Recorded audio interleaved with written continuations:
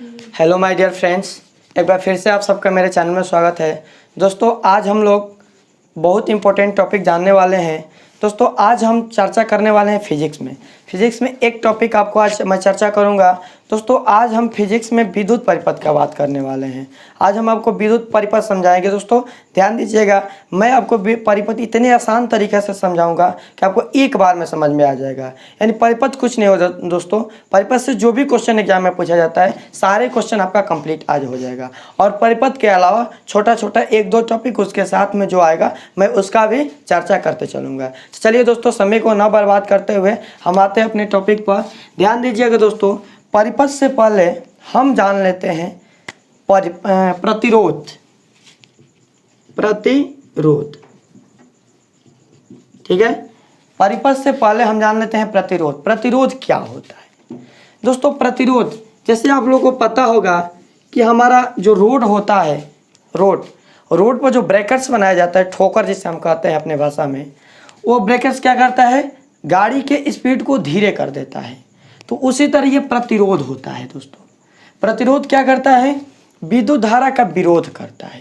ध्यान दीजिएगा, आपको पता होगा कि विद्युत धारा में दो टाइप के करंट होते हैं, एसी और डीसी, अल्टरनेट करंट और डायरेक्ट करंट। समझ में आ रहा है दोस्तों? अल्टरनेट करंट को हिंदी में प्रत्यवर्ती धारा बोलते हैं और डीसी करंट को हिंदी में दिष्ट धारा बोलते हैं। एक तरह से अपनी भाषा में इसको कहा जाए तो ये होता है हमारा जो घर में लाइट आता है, जिसे हम लाइन कहते हैं अपनी भाषा में, तो वो लाइट होता है। और दूसरा होता है हमारा जो बैटरी से हम सप्लाई करते हैं वह डीसी होता है, डायरेक्ट करंट, यानी डिस्ट धारा हिंदी में से बोलते हैं। तो दोस्तों जो एसी करंट होता है, ध्यान दीजिएगा यहाँ पर दोनों में एसी करंट हमेशा तार के ऊपर वाले भाग से प्रवाहित होता है। ध्यान दीजिएगा, एसी करंट तार के ऊपर वाले भाग से इस तरह कुंडलीकार यानी वाइब्रेट छोड़ते हुए प्रवाहित होता है। और जो डायरेक्ट करंट होता है ये सीधे प्राप्त होता है। इसके लिए हम हमारे बुक्स में ग्राफ दिया गया है, देखिए ध्यान दीजिए, एसी के लिए ग्राफ बताया गया है कि यह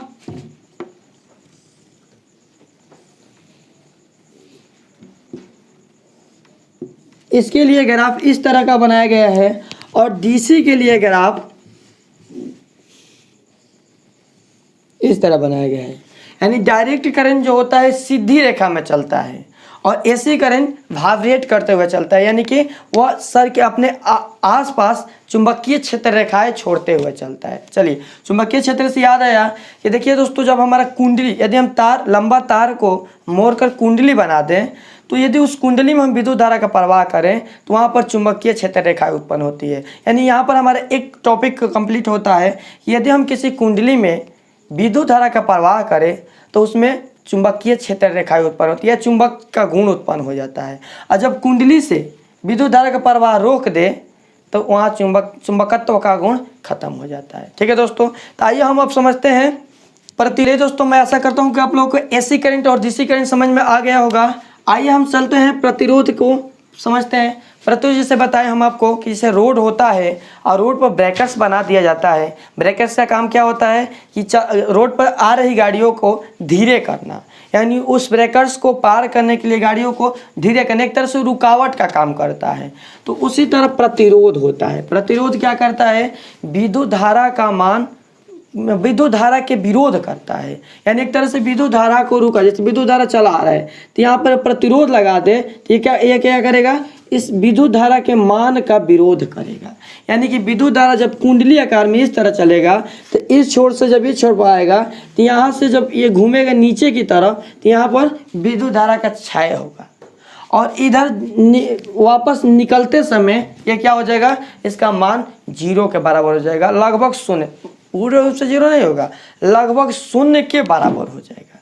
ध्यान दीजिएगा, हमारे घर में इलेक्ट्रिसिटी करंट यूज करते हैं तो वहाँ पर हम 3 वायर यूज करते हैं, कहीं कहीं 2 भी वायर यूज होता है। जनरल घर में हम यदि कहीं भी करंट जलाते हैं या कोई भी बल्ब या लाइट वगैरह जलाते हैं तो वहाँ पर हम 2 तार यूज करते हैं। तो ध्यान दीजिएगा दोस्तों, इस करंट को हमारे घर में परिपथों के आधार पर या युक्तियों के आधार पर 2 भागों में बांट दिया गया। एक को 5 एम्पियर के भाग में और एक को 15 एम्पियर का। हमारे घर में एक करंट आता है और वो हमारे घर में जाकर 2 भाग में बट जाता है, एक 5 एम्पियर और दूसरा 15 एम्पियर में। और 5 एम्पियर का क्या काम होता है, तो ध्यान दीजिएगा दोस्तों, जितने भी हमारे घर में छोटे छोटे युक्ति लगे रहते हैं, छोटे छोटे युक्ति लगे रहते हैं, जैसे बल्ब हो गया, ट्यूब हो गया, टीवी हो गया, ये सब क्या करते हैं, या मोबाइल, जैसे मोबाइल का चार्जिंग पिन हम लगा दिए हैं, तो ये सब 5 एम्पियर पर कार्य करते हैं। और बड़े युक्ति जो होते हैं, जैसे कि फ्रिज हो गया, कूलर हो गया या हीटर हो गया, ये सब हमारा 15 एम्पियर पर कार्य करता है, मतलब उसके लिए 15 एम्पियर का धारा चाहिए। और जो हमारे छोटे छोटे युक्ति होते हैं उसके लिए 5 एम्पियर का धारा चाहिए।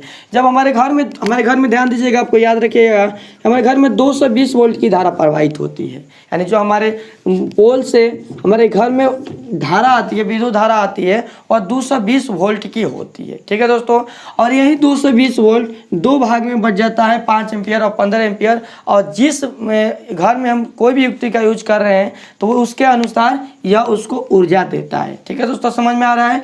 और ध्यान दीजिएगा प्रतिरोध, तो प्रतिरोध जैसे बल्ब हो गया, तो बल्ब में क्या होता है, रुकावट उत्पन्न होता है। हमारे घर में 3 वायर आते हैं, पहले ये समझ लेते हैं, ध्यान दीजिए।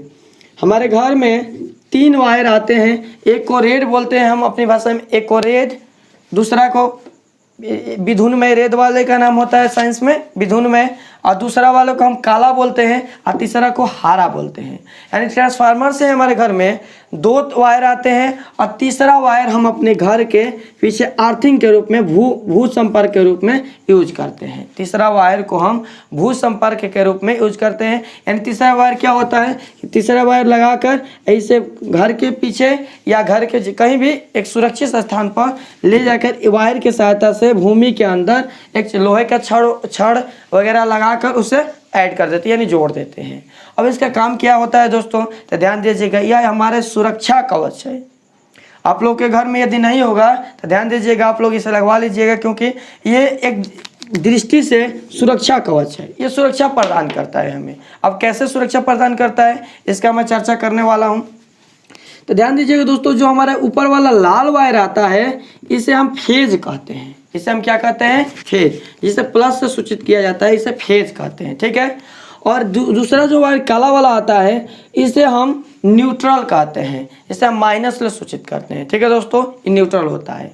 अब कोई भी युक्त हो गया, जैसे बल्ब हो गया या टीवी हो गया, फ्रिज हो गया, तो उसमें क्या होता है, एक ही वायर से करंट प्रवेश करता है उसमें, और दूसरा न्यूट्रल से फेजले प्रवेश करता है और न्यूट्रल से पुनः बाहर निकल जाता है। फेजले उसमें प्रवेश करता है और न्यूट्रल से बाहर निकल जाता है। समझ में आ रहा है दोस्तों, तो ये दोनों वायर का काम हो गया। अब आप लोगों का क्वेश्चन यहाँ पर उठ रहा होगा कि तीसरा वायर का क्या काम है। तो दोस्तों देखिए दोस्तों, तीसरा वायर को हम भू संपर्क वायर कहते हैं, यानी अर्थ वायर के नाम से इसे जानते हैं। इसका क्या काम होता है, तो हम सीधी भाषा में इसको कहें तो इसका काम होता है कि जो भी हमारे परिपथ में करंट उत्पन्न हुआ हो, लीक करंट निकला हो, उस लीक करंट को ये भूमि के अंदर ले जाकर छोड़ देता है। इसका यही काम है। अब ध्यान दीजिएगा, आपके घर में कोई फ्रिज या कूलर या कोई भी वस्तु जिसमें 3 प्लग दिया गया रहता है, आपको देखे होंगे, उस पर आप नोटिस नहीं किए होंगे, उस पर 3 प्लग, उसमें 3 पिन बना रहता है, प्लग के ऊपर 3। देखिए 2 पिन वाला भी होते हैं, तो 2 पिन वाले को हम 5 एम्पियर के अंतर्गत रखते हैं, और 3 पिन वाले जो होते हैं उसे हम 15 एम्पियर के अंतर्गत रखते हैं। ठीक है दोस्तों, तो ध्यान दीजिएगा, आपको मिल जाएगा घर पर देखने के लिए, जिसमें 3 पिन लगा हुआ रहता है। और 3 पिन का क्या कार्य है, 2 पिन से धारा प्रवाहित होता है, तो तीसरा पिन क्यों दिया गया रहता है। हम क्या करते हैं कि अपने घर में कनेक्शन करते हैं, तो अपने जो 3 पिन होता है, जो 5 पिन के नाम से भी जानते हैं, तो उसमें हम क्या करते हैं, 2 पिन में कनेक्शन करते हैं, तीसरा को छोड़ देते हैं। तो जो तीसरा वाला दिया गया रहता है वही होता है अर्थ वायर। वही क्या होता है, अर्थ वायर। और वह क्या करता है कि जो भी उसमें लीक करंट उत्पन्न करे 15 एम्पियर में, चूँकि 15 एम्पियर में ज़्यादा करंट उत्पन्न करेगा ना, तो उसमें जितना भी लीक करंट निकले उस लीक करंट को यह ले जाकर भूमि में छोड़ देता है। ठीक है, तो हम क्या करते हैं कि ये तीसरा पिन से कनेक्शन करके, पूरे घर में कनेक्शन करके उसे ले जाकर भूमि वाला जो नीचे रॉड लगाया गया उसमें ऐड कर देते हैं। और ध्यान दीजिएगा, उसे ध्यान से आप देखिएगा तो जो तीसरा वाला पिन होता है दोनों पिन की अपेक्षा थोड़ा सा लंबा होता है। आप उसे ध्यान दीजिएगा, यदि आपके घर में कोई होगा ऐसा व्यक्ति या ऐसा सामान, तो उसे आप जाकर अवश्य देखिएगा। जो तीसरा वाला पिन होता है ना, थोड़ा सा लंबा बनाया जाता है। इसका भी कारण है कि क्यों लंबा बनाया जाता है, ध्यान दीजिएगा। 2 पिन जो होता है ये करंट, विद्युत धारा को अंदर युक्ति के अंदर प्रवाहित करता है और निकालता है बाहर। और तीसरा पिन होता है जो लीक करंट होता है। तो ध्यान दीजिएगा दोस्तों, यदि हमारा फ्रिज का उदाहरण हम ले लेते हैं, तो फ्रिज में कहीं गलती से कोई चूहा या कोई कुछ प्रॉब्लम के कारण कोई वायर कट कर, और फ्रिज तो चूँकि धातु के आवरण का बना रहता है ना, उसका आवरण धातु का होता है, तो कहीं गलती से कोई भी वायर कट कर और उस फ्रिज में टच कर गया तो पूरा फ्रिज में करंट आ जाता है। और पूरा फ्रिज में करंट आ जाता है तो यदि हम उसे खोलते हैं या छूते हैं तो हमें करंट लग जाता है। तो इससे बचने के लिए ये तीसरा वायर लगाया जाता है। अब कैसे ये बचाता है हमें, तो ध्यान दीजिएगा, फ्रिज के कोई भी भाग से, चूँकि पूरा धातु का आवरण होता है ना, तो कोई भी भाग से हम एक वायर को जोड़कर इस पिन से कनेक्ट कर देते हैं। तो ध्यान दीजिएगा, ये हमें जोड़ना नहीं है, ये ऑलरेडी फ्रिज के जो प्लग होता है उसमें जोड़कर हमें दिया गया रहता है। प्लग में जो तीसरा वाला पिन होता है ना, वही है, तो उसको हम उसमें जोड़ा गया रहता है। और ध्यान दीजिए, उसको लंबा क्यों बनाया जाता है, जब हम प्लग इन करते हैं बोर्ड में तब पहले वह प्रवेश करता है, पहले वह जाकर जो भी अंदर पिन लगाया गया रहता है उससे संपर्क में आ जाता है, यानी उससे संपर्क बना लेता है, उससे जुड़ जाता है। और उससे जुड़ने से क्या फ़ायदा होता है कि जो उसमें लीक करंट रहेगा पहले ही कनेक्ट हो गया और उसके बाद धारा का प्रवाह हुआ। जब पीछे से छोटा छोटा थोड़ा सा छोटा रहता है, जब प्रवेश करते हैं अंदर तो उससे धारा का प्रवाह होता है परिपथ में, ठीक है, यानी कि फ्रिज में। और वहाँ जब धारा का प्रवाह होता है तो जो भी लीक करंट रहता है, ध्यान दीजिएगा, हमारे जो भूमि है, पृथ्वी है, वह ऊर्जा के स्रोत है, कितना भी विद्युत ऊर्जा को अपने अंदर समाहित कर लेती है।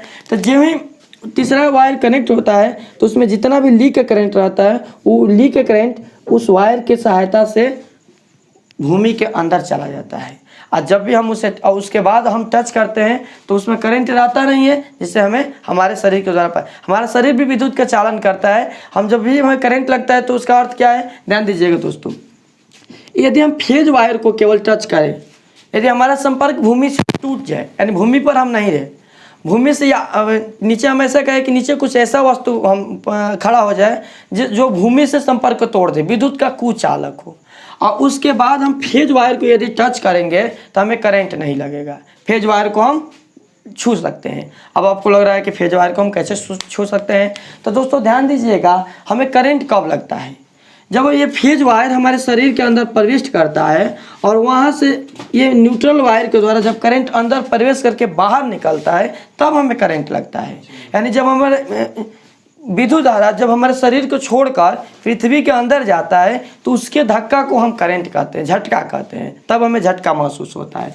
अब ऐसा सोचिए कि इस फेज वायर को, यदि विद्युत करंट को, फेज को हम अपने शरीर से निकलने नहीं दें, हम अपने शरीर में ही रख ले उसे, तो हमें करंट नहीं लगेगा, ठीक है। मतलब जब निकलेगा नहीं तो धक्का कैसे लगेगा, धक्का नहीं लगेगा तो हमें करंट भी नहीं लग सकता। तो हम क्या करते हैं, ध्यान दीजिएगा इसको, कि हम भूमि से संपर्क को तोड़ देते हैं तो जो हमारा ये होता है फेज वायर हमारे शरीर के अंदर ही रह जाता है, बाहर नहीं निकल पाता है, इसलिए हमें करंट नहीं लगता है। और हमारा भूमि यदि संपर्क में रहता है तो भूमि से हमारे विद्युत धारा का प्रवाह होने लगता है, जिसका विद्युत धारा हमारे शरीर से होते हुए भूमि के अंदर जाने लगता है, जिससे हमें करंट महसूस होता है। समझ में आ रहा है दोस्तों, समझ में आ रहा है ना।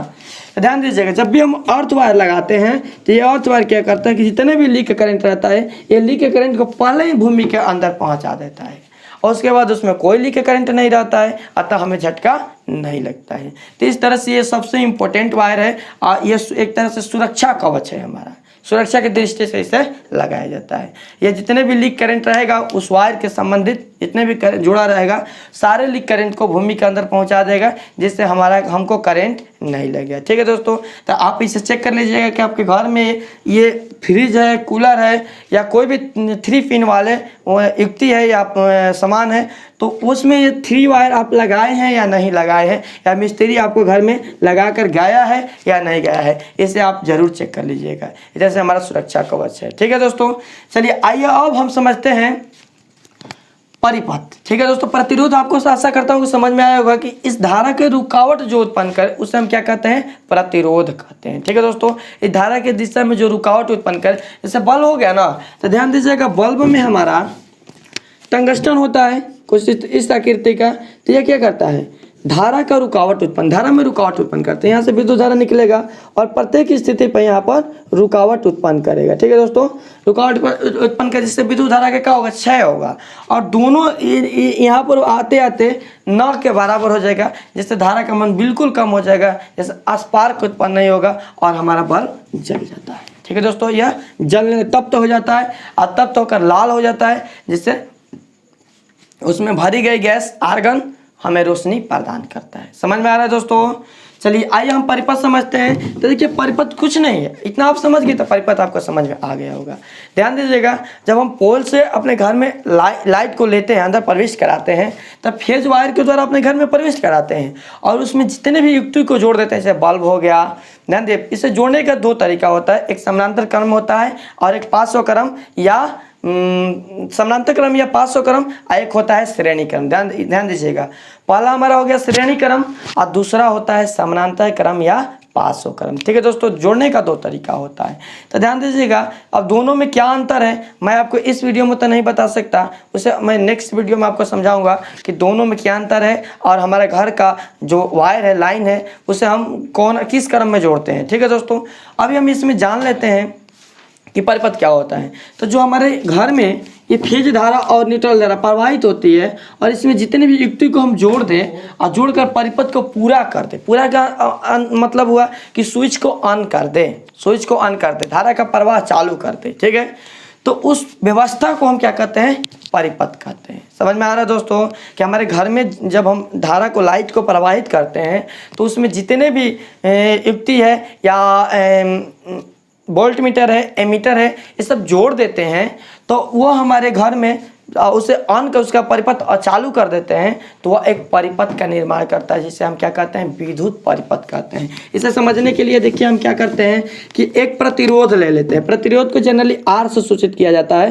तो प्रतिरोध के लिए हम क्या करेंगे, इस तरह बनाएंगे। ध्यान दीजिएगा, विद्युत धारा में प्रतिरोध का सूचक ये होता है। दोस्तों मैं आपको नेक्स्ट वीडियो में बता दूंगा कि प्रतिरोध का सूचक क्या होता है, मतलब किस तरह उसे संकेत, उसका संकेत क्या होता है, किस तरह उसे सूचित करते हैं, और बैटरी का सूचक क्या होता है, स्विच का सूचक क्या होता है, ये सारा मैं आपको ऊपर डिटेल्स में समझा दूंगा। एमीटर का क्या होता है, बल्ब का क्या होता है, सारा मैं बता दूंगा।